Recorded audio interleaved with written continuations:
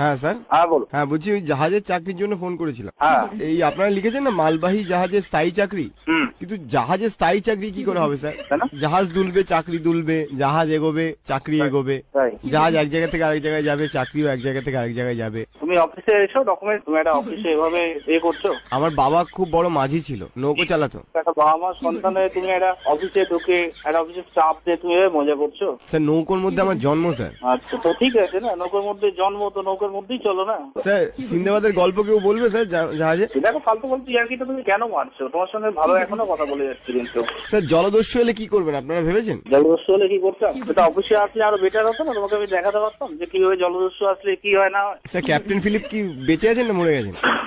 Hello hello কি বাবা? Sir বলছি নীল তিমি অ্যাটাক করলে সমুদ্রে কি করে বাঁচবো? যখন ফাটাবো বুঝতে পারবি কি করে বাঁচবি, বুঝলি তো? স্যার এটা কি অসভ্য কথা হচ্ছে? আমি কোনো খারাপ কথা বললাম?